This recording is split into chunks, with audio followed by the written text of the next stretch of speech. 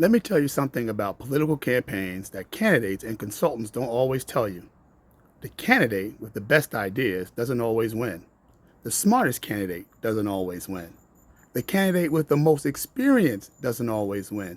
And believe it or not, the candidate with the most money doesn't always win either. So, what actually wins elections? After having been a candidate myself, working on campaigns for over 40 years and spending years around politics, I can tell you this. Winning campaigns are usually about three things: message, money, and organization. And today, I'm going to explain how political campaigns really work. First, let's understand something. A political campaign is essentially a temporary organization created for one purpose: to get enough people to vote for your candidate on election day. Everything else should support that objective: the speeches, the social media posts, all of it. And that starts with message. A good campaign has to answer a very simple question: why you? Why should someone vote for you instead of the other candidate? Candidates love talking about themselves, love it. Their resume, their accomplishments, right? But voters are usually asking a different question.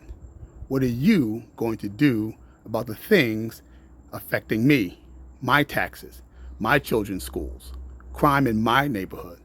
The best campaign messages connect the candidate's story to the voters' concerns. Then there's the second reality of campaigning. Money matters, y'all. Campaigns cost money. You need staff. You need advertising. You need mail, digital outreach.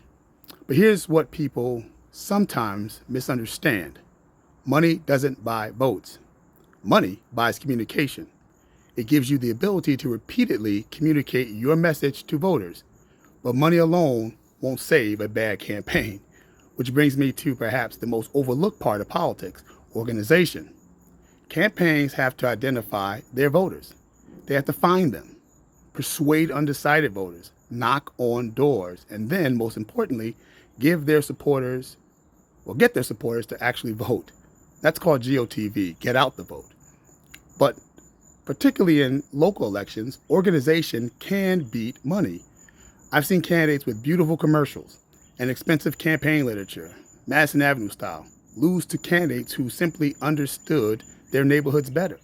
They knew the churches, they knew the community organizations, and they knew which doors to knock on, and they knew who was likely to vote. That's campaigning 101.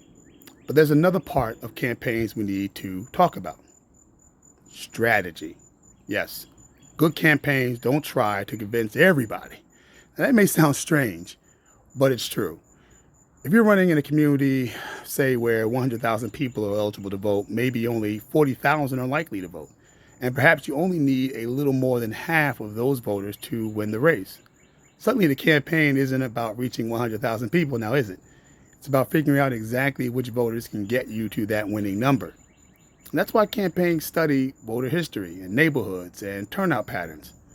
Not because voters are simply numbers on a spreadsheet. That's not what I'm saying. Because campaigns have limited time and limited resources. Lastly, authenticity. Voters can usually tell when someone doesn't believe what they're saying. The strongest candidates understand who they are, why they're running, and what they believe.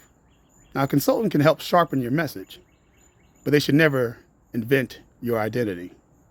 So when you watch the next political campaign, ask yourself, what's the candidate's message? Who are they trying to reach?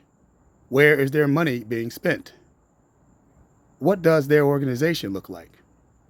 And most importantly, can they turn supporters into voters?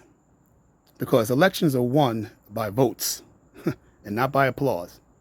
Here's one final thing I've learned about politics. Someone can be an excellent candidate and a terrible elected official, and vice versa. This is Rice and Reason, the thoughts of a former elected official, law school graduate, and current husband, father, and advocate, sharing practical insights on politics, culture, education, faith, and leadership. Subscribe to the channel, like and share the content, please. And remember to think, it ain't illegal yet.